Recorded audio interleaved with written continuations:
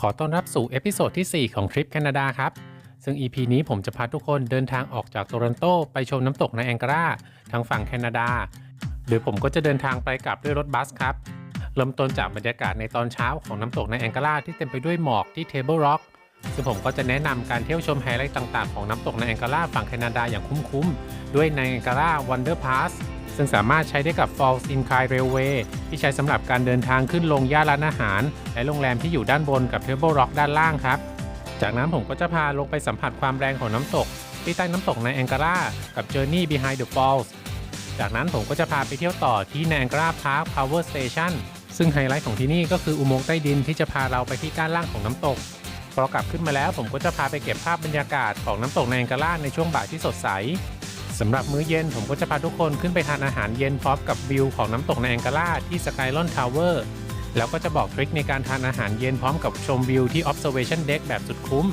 พอช่วงค่ำผมก็จะพากลับลงมาที่ Table Rock อีกครั้งครับเพื่อมาชมความสวยงามของในแองการา Fall Illumination ยามค่ำคืนไปเที่ยวน้ำตกในแองการาด้วยกันเลยครับวันนี้ผมก็เช็คเอาท์ออกจากโรงแรมตั้งแต่เช้าตรู่ครับเพื่อที่จะเดินทางไปเที่ยวน้ำตกในแองการา1 คืนโดยผมก็ฝากกระเป๋าไว้ที่โรงแรมก่อนเพราะว่าเดี๋ยวจะกลับมาพักในวันพรุ่งนี้ครับวันนี้ผมก็จะเดินทางด้วยรถบัสของ Mega Bus ซึ่งก็จะต้องไปขึ้นที่ Toronto Union Station Bus Terminal เดินมาถึงด้านหน้า Union Station แล้วครับตึกสีทองนี้ก็คือสำนักงานของ Royal Bank of Canada ซึ่งจริงๆแล้วสถานีรถบัสก็สามารถเดินทะลุ Union Station ผ่านทาง Scotiabank Arena แล้วก็เดินข้ามทางเชื่อมไปที่อาคาร CIBC Square ได้เลยแต่ Google Map ก็แนะนำให้เดินริมถนนด้านหน้าสถานีครับวันนี้อากาศที่โตรอนโตมีเมฆมากอุณหภูมิประมาณ8 องศาครับพอเดินจนสุดอาคาร Union Station แล้วก็เลี้ยวขวาที่ Bay Street เดินตรงไปเข้าที่ประตู 3 ของ Scotiabank Arena แล้วก็เดินยาวๆจนไปออกประตูของอีกฝั่งหนึ่งเลยครับแล้วก็เดินตามป้าย Union Station Bus Terminal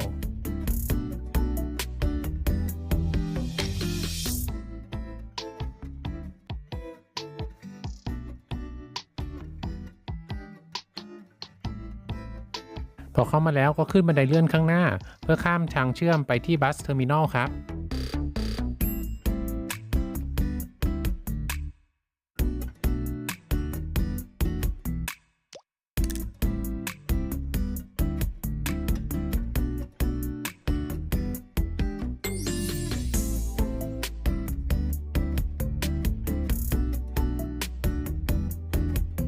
ข้ามมาถึงตึก CIBC Square ซึ่ง Bus Terminal ก็จะอยู่ที่ตึกนี้ครับ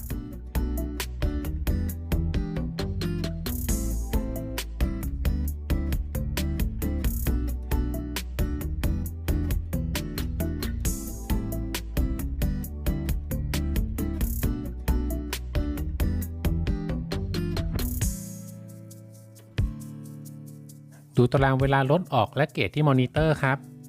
รถของ Mega Bus ที่จะไปน้ำตกในแองการาจะออกเวลา 8 โมงครึ่งก็นั่งรออีกสักแป๊บครับได้เวลารถออกแล้วสำหรับการเดินทางไปน้ำตกในแองการาโดยรถบัสก็จะมีรถของ Flixbus อีกบริษัทหรือจะเลือกเดินทางด้วยรถไฟ Go Transit ก็ได้เช่นกันครับที่ผมเลือกเดินทางด้วยรถบัสก็เพราะว่าเวลาของรอบรถบัสมันตรงกับทริปที่ผมแพลนไว้มากกว่ารถไฟครับ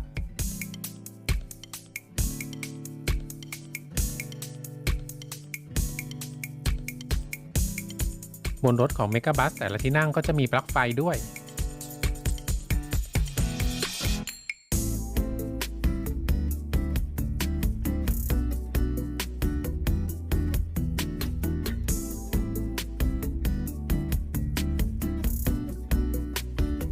สำหรับการเดินทางไปถึงแองการาฟอลด้วยรถบัสก็จะใช้เวลาประมาณ1 ชั่วโมงครึ่งครับรถบัสก็กำลังข้ามเลคออนทาริโอไม่รู้โรงงานอะไรเหมือนกันครับที่ปล่อยควันขโมงอยู่บริเวณริมเลคออนทาริโอ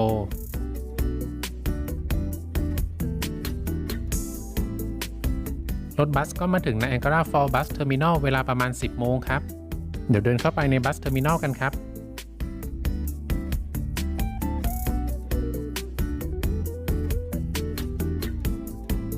ร ในสถานีก็มีแค่ vending machine กับห้องน้ำครับ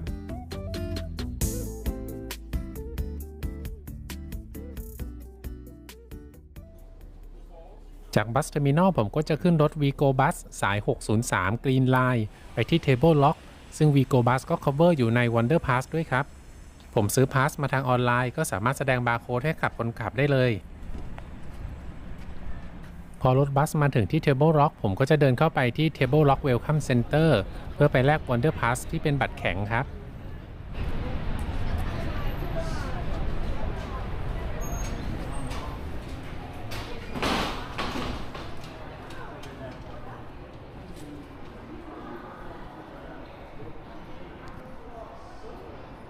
จุดที่แลกพาสจะอยู่ทางด้านขวานี้ครับก็แสดงบาร์โค้ดที่ได้มาตอนที่ซื้อออนไลน์เจ้าหน้าที่ก็จะเปลี่ยนเป็นบัตรแข็งพร้อมสายคล้องคอมาให้ครับซึ่งก็สามารถใช้บัตรนี้สแกนในการเข้าชมสถานที่ท่องเที่ยวต่างๆที่ cover อยู่ในบัตรนี้รวมถึงขึ้นรถ Vigo Bus ด้วยครับพอแลกพาสเรียบร้อยแล้วก็เดินกลับออกมาชมน้ำตกในแองการ่าในยามเช้านี้อากาศไม่ค่อยเป็นใจหมอกเยอะมากเลยครับ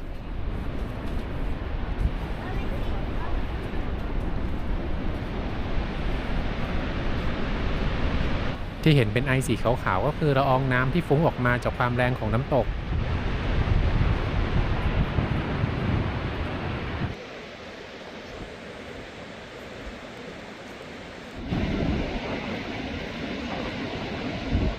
ถ้าอยู่ทางฝั่งแคนาดาน้ำตกทางขวามือก็คือ Horseshoe Falls ส่วนน้ำตกทางซ้ายก็คือ American Falls ผมเคยมาน้ำตกในแองการ่าทางฝั่งอเมริกาเมื่อประมาณ4 ปีที่แล้วครับต้องบอกเลยว่ามองจากฝั่งแคนาดาสวยกว่ามากเลยครับตรงที่ยืนอยู่นี้ก็เรียกว่า Table Rock ซึ่งก็เป็นแผ่นหินขนาดใหญ่ที่ยื่นออกมาจากหน้าผาของน้ำตก Horseshoe Falls ครับ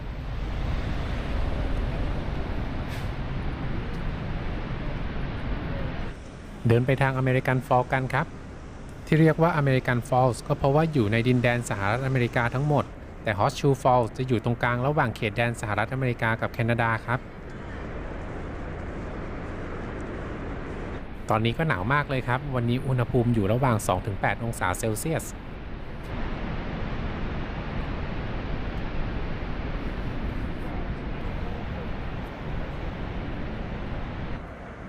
ที่เห็นอยู่นี้ก็คือ American Falls ครับ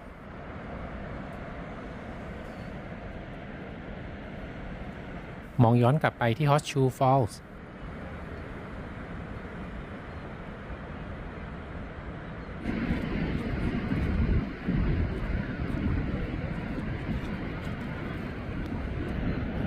ข้างๆของ American Falls ก็จะเป็น Cave of the Winds ซึ่งก็เป็นทางเดินที่ลงไปชมด้านล่างของ American Falls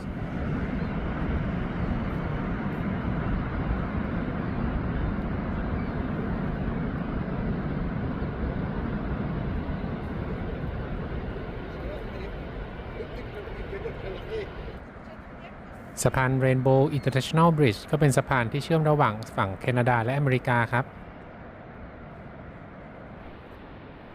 เดี๋ยวผมจะเดินกลับไปที่ Table Rock ก่อนครับเดี๋ยวจะขึ้นไปหาอะไรทานตอนเที่ยงที่ร้านอาหารแล้วก็โรงแรมที่อยู่ด้านบนแล้วก็เดี๋ยวจะกลับมาใหม่ตอนที่หมอกเคลียร์มากกว่านี้ครับ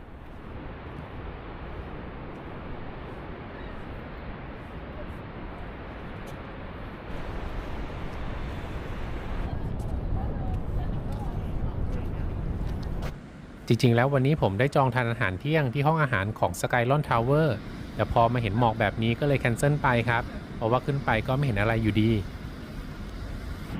ซูมกล้องไปทางฝั่งอเมริกาผมก็เคยไปยืนอยู่ตรงราวที่อยู่ใกล้ๆกับ Horseshoe Falls ตรงนั้นครับแล้วก็เคยไปยืนถ่ายรูปอยู่ตรง Observation Tower สีเขียวๆนั่นซึ่งก็เป็นจุดที่สามารถเห็น Horseshoe Falls ได้ชัดที่สุดจากฝั่งอเมริกาครับ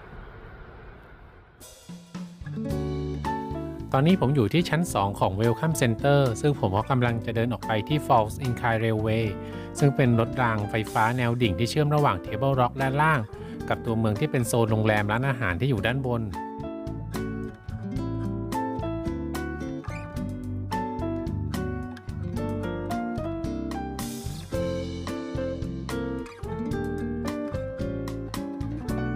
สำหรับ Falls Incline Railway ก็สามารถใช้ Wonder Pass ในการใช้บริการแบบ Unlimited ได้ 2 วันเลยครับซึ่งค่าโดยสารปกติก็อยู่ที่ 3.75 แคนาเดียนดอลลาร์ต่อเที่ยวหรือ 7.5 แคนาเดียนดอลลาร์สำหรับราวทริป และ9 Canadian Dollar สำหรับ 1 วัน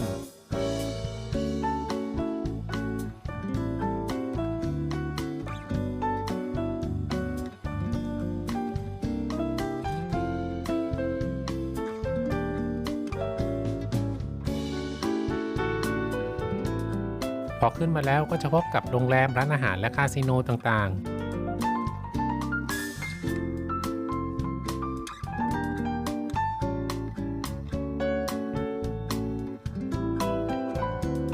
เดี๋ยวผมจะไปหาอะไรทานตอนเที่ยงที่ศูนย์อาหารใน Fallsview Casino Resort ครับ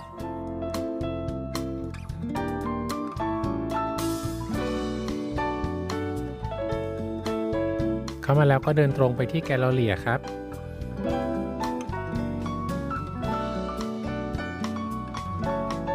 เดินไปจนสุดเลยครับแล้วก็ลงบันไดเลื่อนไปชั้นล่างก็จะมีศูนย์อาหารเล็กๆอยู่ครับ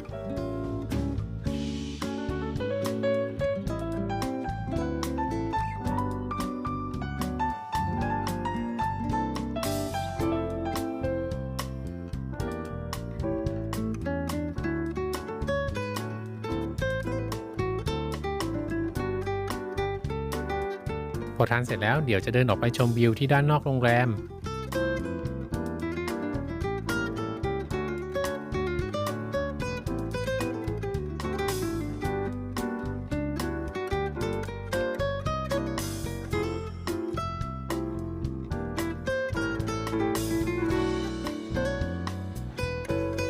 ก็จะเป็นวิวด้านบนของ Table Rock แต่ก็จะมีต้นไม้บังอยู่เยอะครับ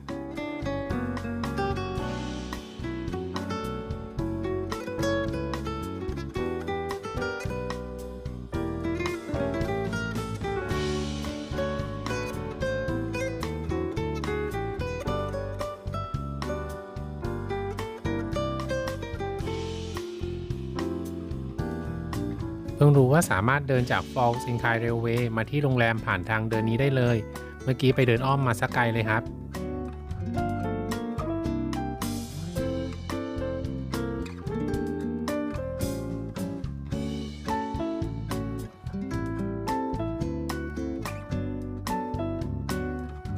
เดี๋ยวผมจะขึ้น Falls in Kai Railway เพื่อลงไปที่ Journey Behind the Falls ซึ่งอยู่ด้านล่างของ Welcome Center ครับ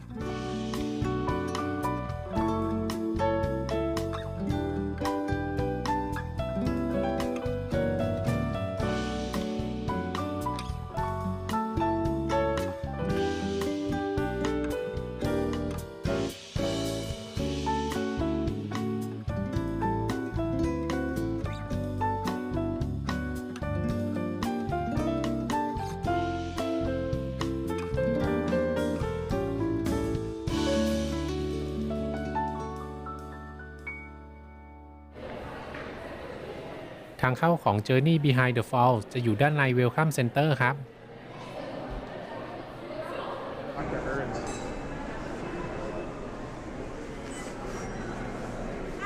สามารถสแกนบัตร Wonder Pass เพื่อเข้าชม Journey Behind the Falls ได้เลย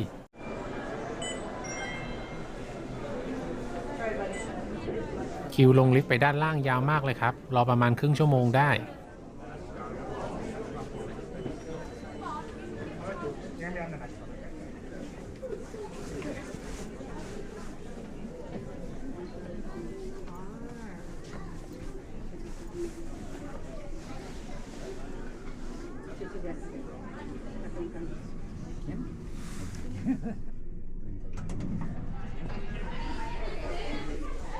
ลงมาที่อุโมงค์ด้านล่างของ Table Rock แล้วครับ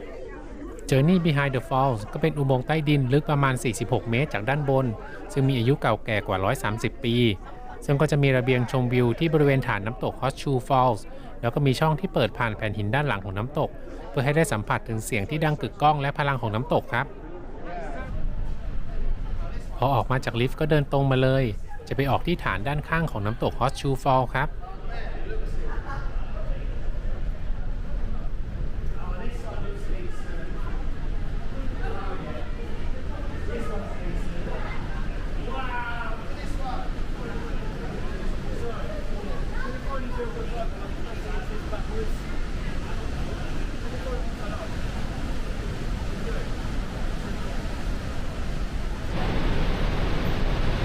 ตรง งระเบียงนี้ก็จะเปียกนิดหน่อยครับเพราะว่าจะมีละอองน้ำจากน้ำตก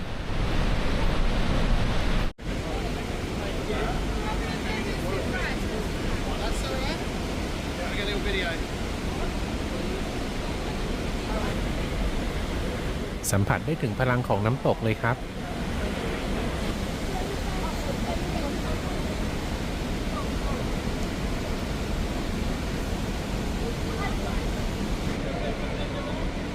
Journey Behind the Fall ไม่ได้มีแค่นี้นะครับเดี๋ยวจะเดินไปต่อที่อุโมงค์ด้านหลังน้ำตกครับ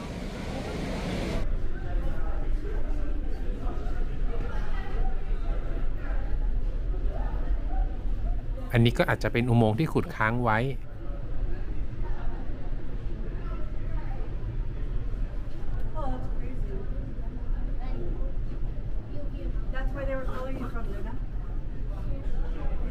พอเดินย้อนกลับมาก็จะมีทางแยกที่จะไปด้านหลังของน้ำตก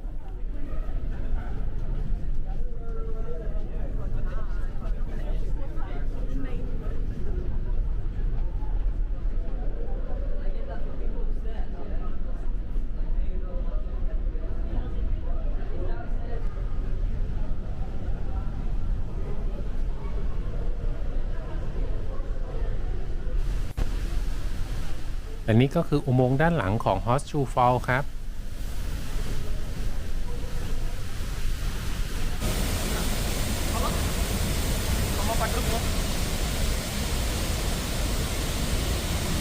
อุโมงค์หลังน้ำตกก็ยังมีอีกจุดหนึ่งครับเดินต่อไปอีกนิดนึง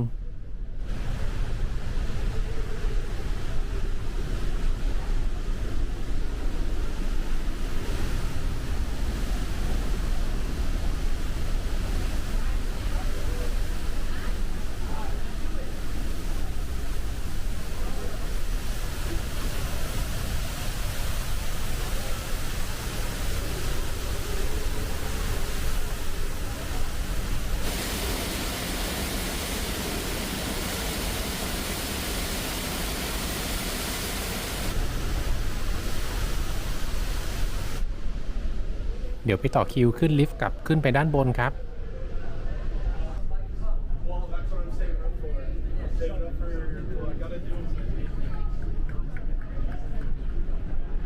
ขาขึ้นก็ต้องรอคิวนานพอๆกับขาลงครับ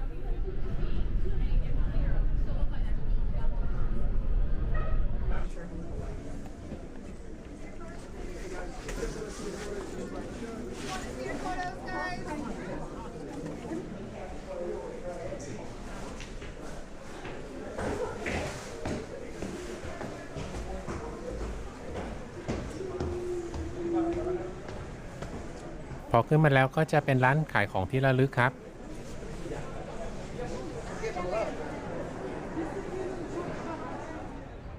ตอนนี้ผมก็เดินออกมาที่ด้านนอกของ Welcome Center เพื่อที่จะเดินต่อไปที่ Niagara Parks Power Station ครับ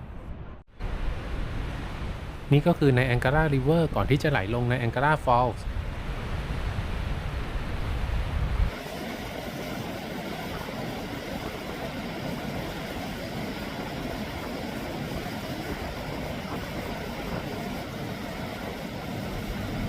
เห็นน้ำแรงๆแบบนี้ในแต่ละปีมีคนตกลงไปในน้ำตกทั้งแบบตั้งใจและอุบัติเหตุประมาณปีละ 20-30 คน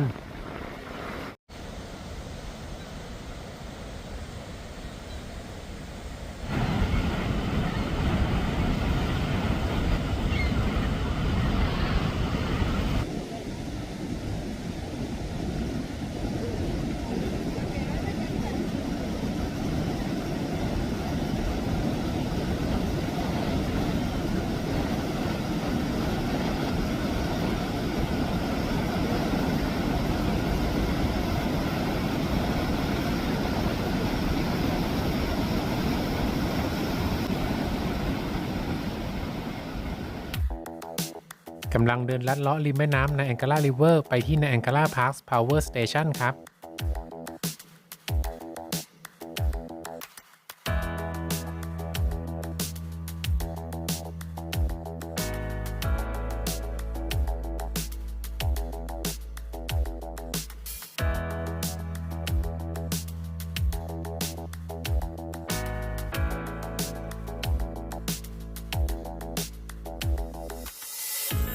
สแกนบัตร Wonder Pass เพื่อเข้าชม Niagara Parks Power Station ได้เลย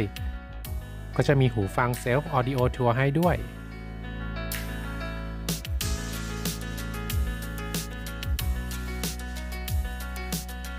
สำหรับประวัติคร่าวๆของ Niagara Power Station ก็เป็นโรงไฟฟ้าพลังน้ำแห่งแรกที่สร้างขึ้นบริเวณน้ำตก Niagara ที่ฝั่งแคนาดาเปิดดำเนินการอย่างเป็นทางการในวันที่ 27 กรกฎาคม 1905 โดยมีเครื่องกำเนิดไฟฟ้า 5 เครื่องต่อมาในปี 1917 ก็มีการเพิ่มเครื่องกำเนิดไฟฟ้าอีก 5 เครื่องแล้วก็เพิ่มอีกเป็นเครื่องที่ 11 ในปี 1924 โดยโรงไฟฟ้านี้ก็เปิดดำเนินการมามากกว่า 100 ปีแล้วก็สิ้นสุดการใช้งานในปี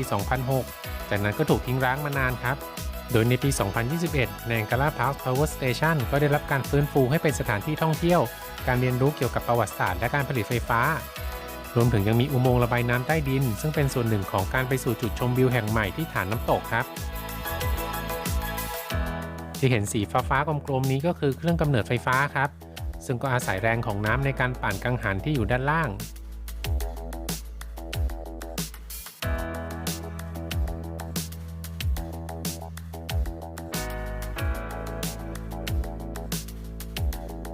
ตรงนี้ก็เป็นจุดที่น้ำจาก Niagara River เข้ามายังโรงไฟฟ้าครับ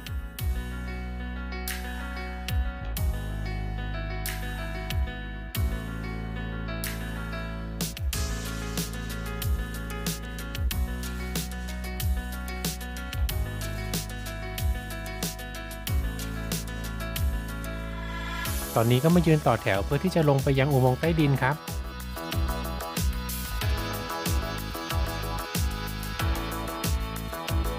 ลงลิฟต์มาถึงทางเข้าอุโมงค์แล้วครับ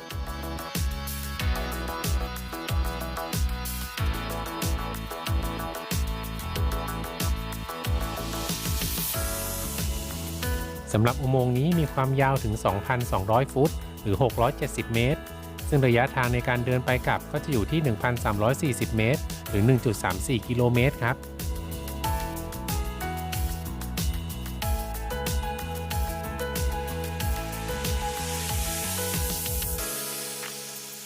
ระหว่างที่เดินก็เห็นว่ามีน้ำรั่วออกมาจากอุโมงค์อยู่เป็นระยะครับแล้วก็มีอิฐผนังอุโมงค์ที่หลุดล่อนออกมาด้วยครับอันนี้ก็เป็นป้ายที่บอกว่าที่จุดนี้ด้านบนของอุโมงค์เป็นอะไรครับเดินต่อไปครับก็ใช้เวลาเดินอยู่พอสมควรเลยครับ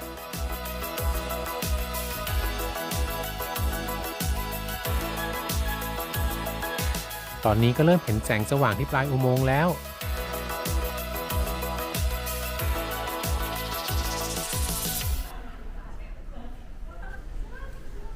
ก่อนที่จะออกไปที่ปากอุโมงค์ก็ต้องสวมเสื้อกันฝนก่อนครับเพราะว่าเวลาออกไปที่แพลตฟอร์มด้านนอกก็จะเปียกละอองของน้ำตกครับ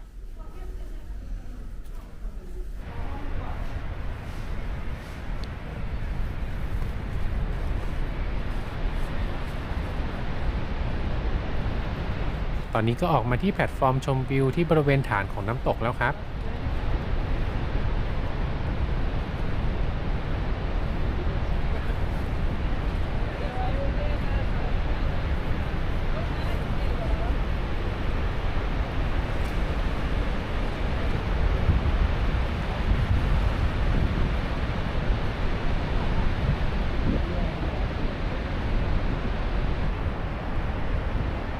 พอสัมผัสได้ถึงเสียงที่กึกก้องและความแรงของน้ำรวมถึงความยิ่งใหญ่ของน้ำตกในแองการ่าครับ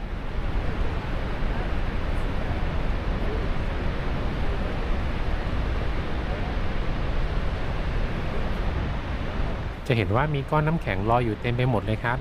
ก็พอจะนึกออกนะครับว่าตอนนี้หนาวขนาดไหน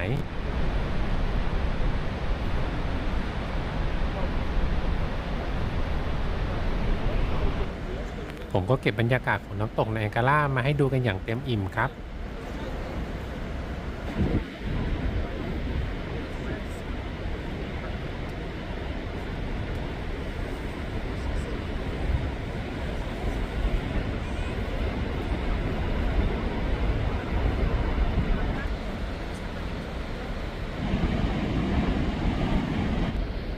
ตรงนั้นก็คืออเมริกันฟอลส์ครับ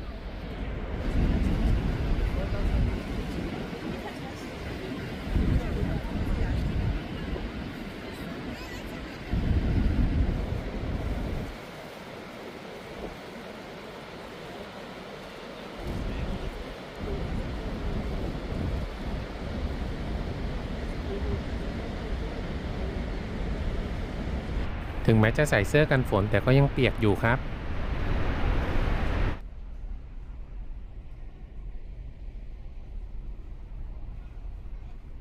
กำลังเดินย้อนกลับไปที่ลิฟต์ตอนนี้ก็เริ่มจะเป็นหวัดแล้วครับ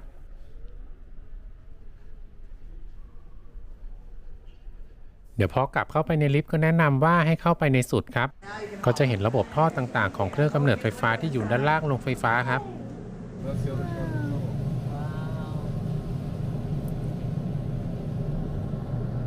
So how much further does it go that About 600 feet that way, basically to the end of the upper floor. And how far did we walk that way? From here to the platform, you walk 2,200 feet. That's about half a mile. There's a little over. So then a half mile back is a mile. Yeah, so 1 full mile, give or take, from here to the elevator and back. Or here to the platform and back, excuse me. We can all eat whatever we want tonight. Does anyone absolutely. go on like any of these? Like, Pardon? does anyone go on these? Like the platforms here? Yeah. No? Okay. No one's really gone on those since 2006, since eventually those kind of fell out of care when no one was using the station. And we can't really get people onto there because of how brittle the platforms have become. Okay. So if we wanted to get someone on there to clean it, they put weight on there. กลับขึ้นมาด้านบนแล้วก็อย่าลืมเอาหูฟังไปคืนครับ No problem. You have a great day.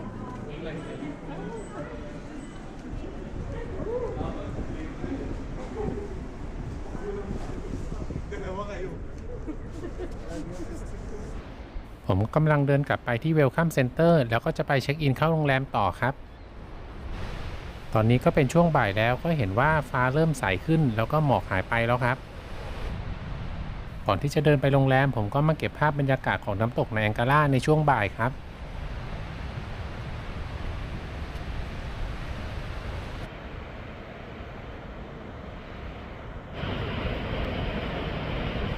พอมองไปที่สกายลอนทาวเวอร์ก็เห็นว่าไม่มีหมอกปกคลุมแล้วครับผมก็เลยรีบจองโต๊ะอาหารเย็นที่ห้องอาหารหมุนได้ของสกายลอนทาวเวอร์ครับเดินกลับมาถึงด้านหน้าของ Table Rock Welcome Center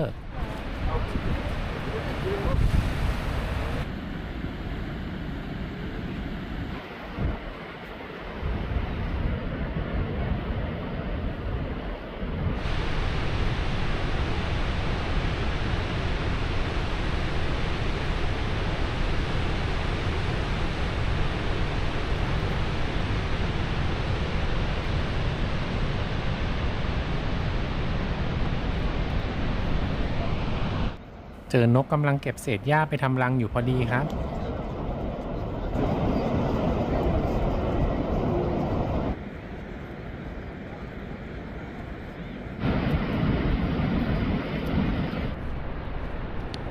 เดี๋ยวเดินไปทางอเมริกันฟอลอีกสักรอบตอนนี้เมฆกำลังสวยเลยครับ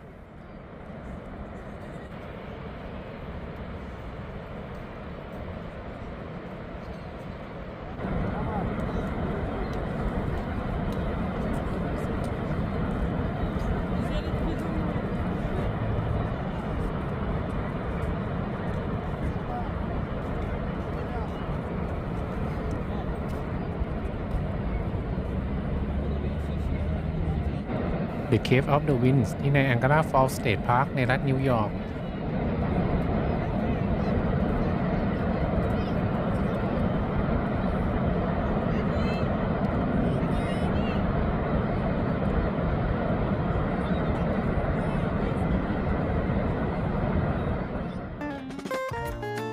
เมื่อกี้ผมขึ้น Falls in Kai Railway อีกครั้งเพื่อขึ้นมาที่โรงแรมครับ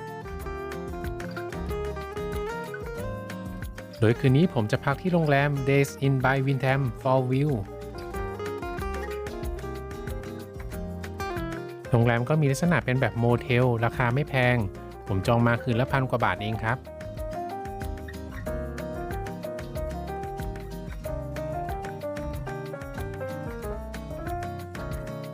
เช็คอินเรียบร้อยแล้วเดี๋ยวผมจะพาเดินไปที่ห้อง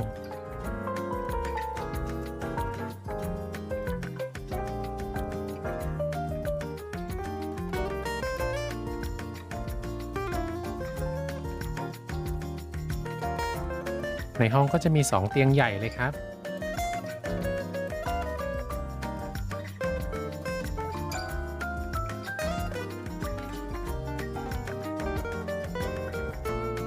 มีโต๊ะทำงานแล้วก็เครื่องชงกาแฟ ส่วนนี้ก็คือห้องน้ำซึ่งก็มีอ่างอาบน้ำด้วยครับ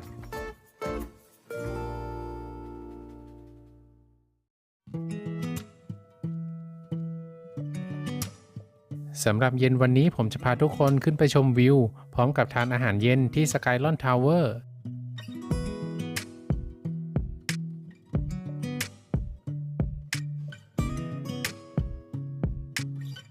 จากโรงแรมก็เดินไปไม่ไกลมากครับ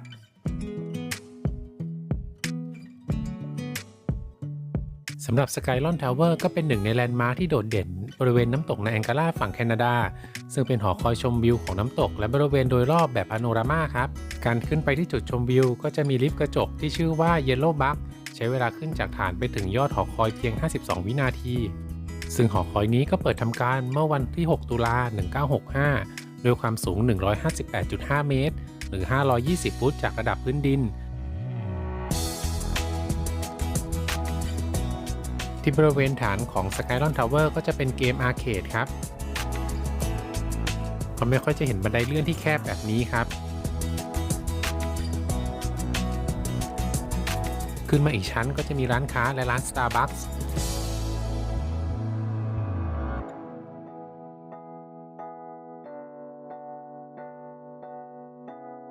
ก่อนที่จะขึ้นลิฟต์ไปด้านบนก็จะต้องไปเช็คอินก่อนครับเจ้าหน้าที่ก็จะให้สลิปการจองร้านอาหารเพื่อใช้ขึ้นลิฟต์ขึ้นไปด้านบนครับ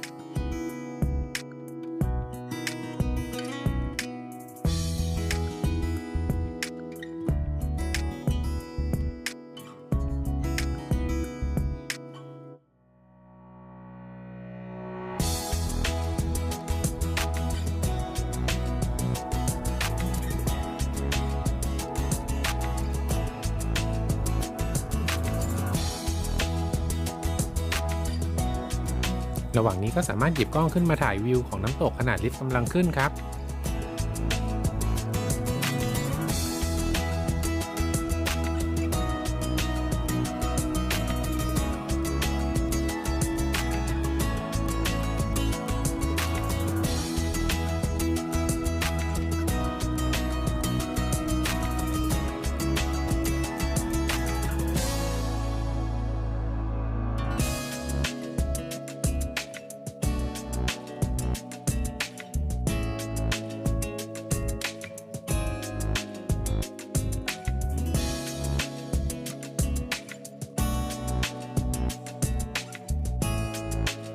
แป๊บเดียวก็มาถึงชั้นห้องอาหารแล้วครับ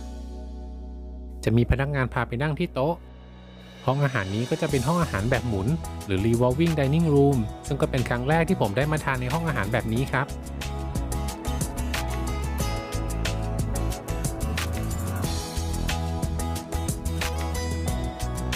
ที่เห็นนี้ก็คือสปีดการหมุนจริงๆของห้องอาหารครับซึ่งก็จะใช้เวลา1 ชั่วโมงต่อการหมุน1 รอบพอดีครับ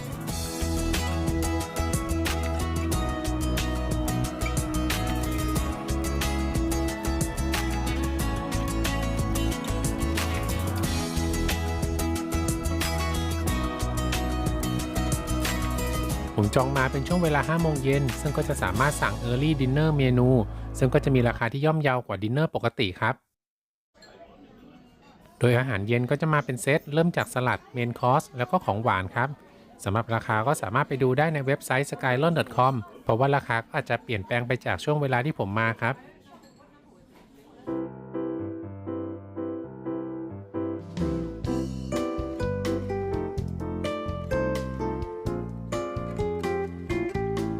ตอนนี้ห้องอาหารก็หมุนมาจนถึง Rainbow Bridge แล้ว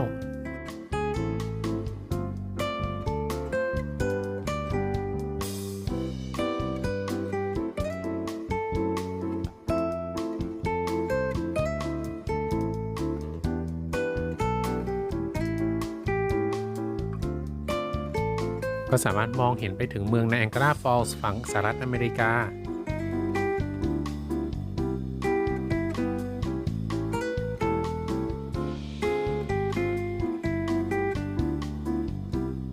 ตรงนี้ก็เป็นจุดผ่านแดนฝั่งสหรัฐอเมริกาส่วนอีกฝั่งหนึ่งก็เป็นฝั่งแคนาดาครับ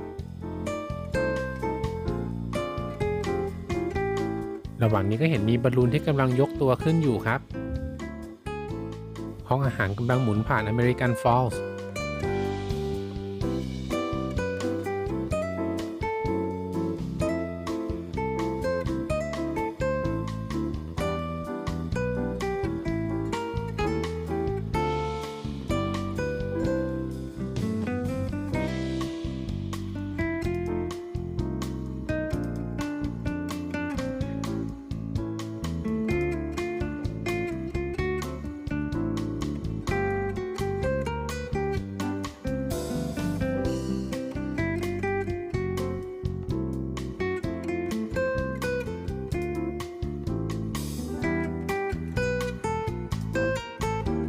ที่มุมนี้ก็จะเห็นได้ว่าในแองการาริเวอร์ที่ไหลมาจะแยกออกเป็น2ข้างข้างหนึ่งลงมาที่อเมริกันฟอลส์ส่วนอีกข้างลงมาที่ฮอตชูฟอลส์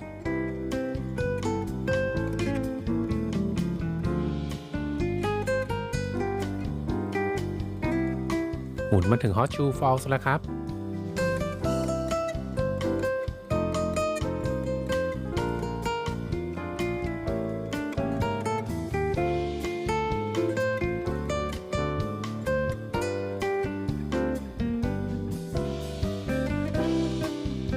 ที่เห็นเป็นเหมือนสะพานอยู่กลางแม่น้ำจริงๆแล้วเป็นเขื่อนครับ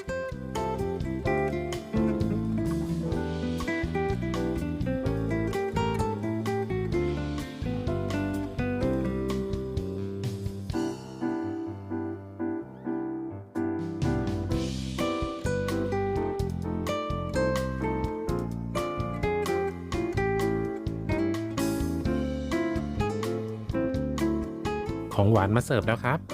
สำหรับค่าอาหารวันนี้อยู่ที่55แคนาเดียนดอลลาร์บวกภาษีต่างๆก็อยู่ที่ 63.8 ครับแต่ก็ต้องไม่ลืมว่าจะต้องมีการให้ทิปด้วยครับพอทานข้าวเสร็จแล้วก็สามารถขึ้นไปชมวิวที่จุดชมวิวด้านบนครับสำหรับลูกค้าที่มาทานอาหารก็สามารถขึ้นไปจุดชมวิวได้ฟรีครับซึ่งปกติค่าขึ้นไปจุดชมวิวก็อยู่ที่20แคนาเดียนดอลลาร์แล้ว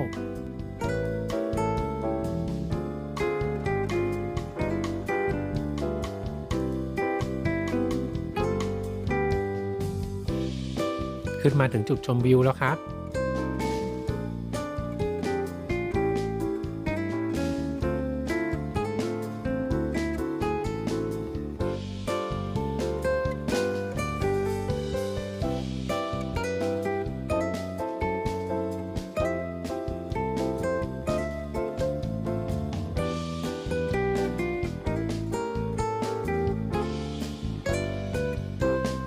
ที่จุดชมวิวก็สามารถออกไปบริเวณ outdoor ได้ครับแต่ก็จะมีลูกกรงกั้นอยู่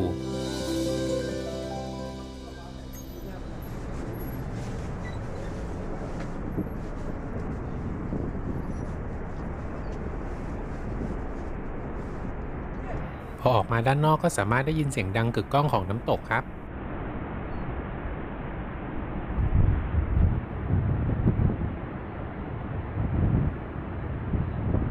สำหรับเย็นนี้ก็ถือว่าอากาศดีมากๆเลยครับ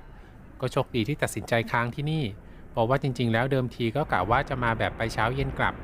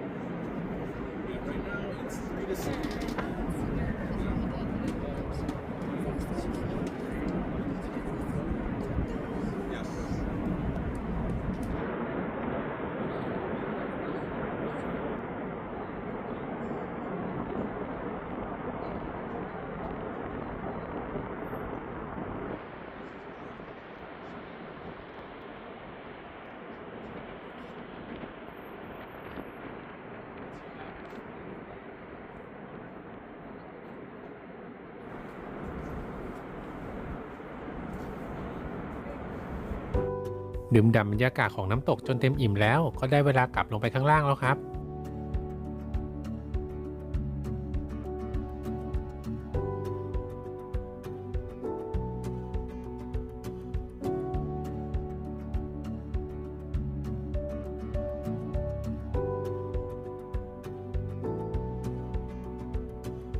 เดี๋ยวผมจะเดินกลับไปพักผ่อนที่โรงแรมก่อนครับพอเวลา3 ทุ่มผมก็จะลงมาดู Niagara Falls Illumination ที่ Table Rock ครับ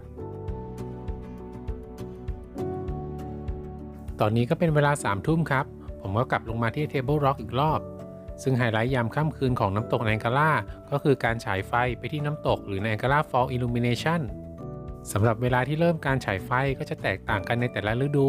ก็สามารถเข้าไปเช็คดูได้ในเว็บไซต์ครับสำหรับช่วงที่ผมมาเป็นช่วงเดือนเมษาก็จะเริ่มฉายไฟในเวลาประมาณ2 ทุ่มครับ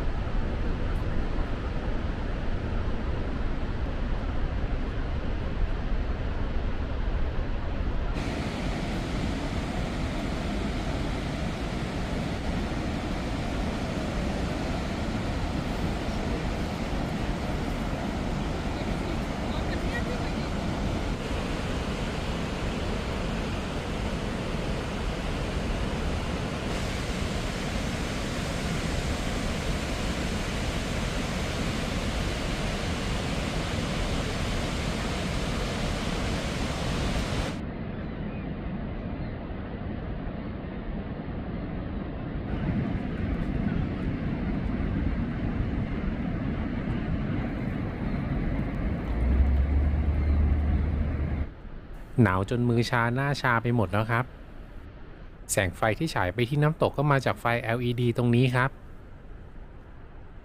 กำลังเดินกลับไปที่โรงแรมแล้วครับช่วงค่ำคืนก็ไม่ได้เปี่ยวมากครับ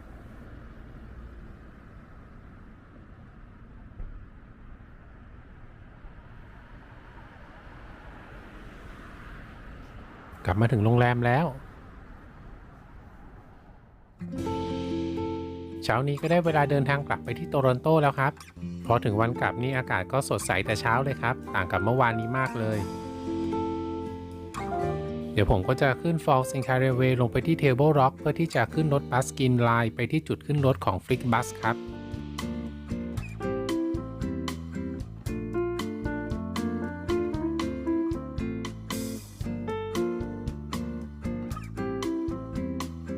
สำหรับ Wonder Pass ก็สามารถใช้บริการ Fall in Caraway แล้ว Vigo Bus ได้อย่างไม่จำกัด 2 วันเลยครับ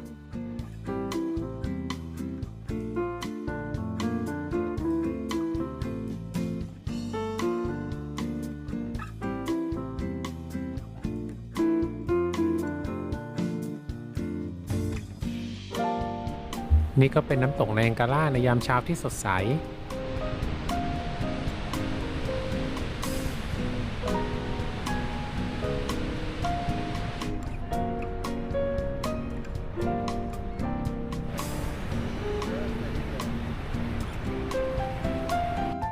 ซึ่งหลังจากที่ถ่ายวิวของน้ำตกยามเช้าเสร็จแล้วผมก็กำลังไปขึ้นรถบัสกับโตรอนโตที่จุดขึ้นรถของ FlixBus ซึ่งอยู่ที่ Rapid View Parking ผมก็เปิด Google Map เพื่อที่จะเช็คเวลาของรถบัส Green Line ซึ่งก็พบว่ารถบัส Green Line ในช่วงเวลานี้จะมาทุกๆครึ่งชั่วโมงซึ่งถ้าจะรอรถบัสคันถัดไปก็จะทำให้ไปขึ้นรถบัสกับโตรอนโตไม่ทันครับสรุปแล้วคือต้องใช้วิธีวิ่งไปครับซึ่งก็ต้องวิ่งด้วยระยะทางประมาณ2กิโลเมตรก็มาถึงก่อนเวลารถออกเพียง3นาทีครับ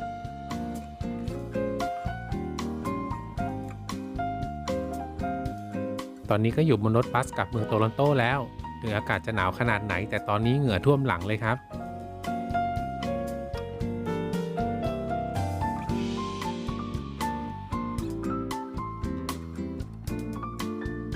ตรงนี้ก็คือใน Ankara Power Station ที่มาเมื่อวานนี้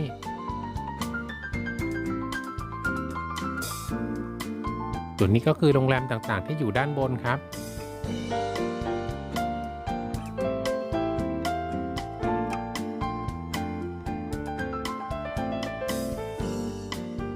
รถบัสก็กำลังผ่าน American Falls ก็ขออำลาเมืองใน Ankara Falls ฝั่งแคนาดาแต่เพียงเท่านี้ครับ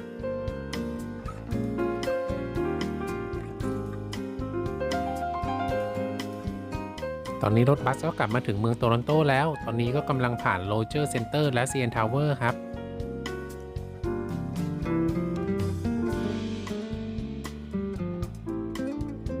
รถบัสมาถึง Union Station Bus Terminal แล้วครับ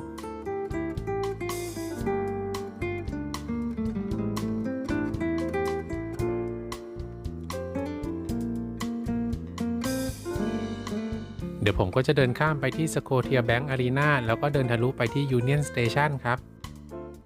ก่อนจะเข้าโรงแรมผมก็แวะทานอาหารที่ร้าน McDonald's ที่บริเวณศูนย์อาหารของ Union Station ครับ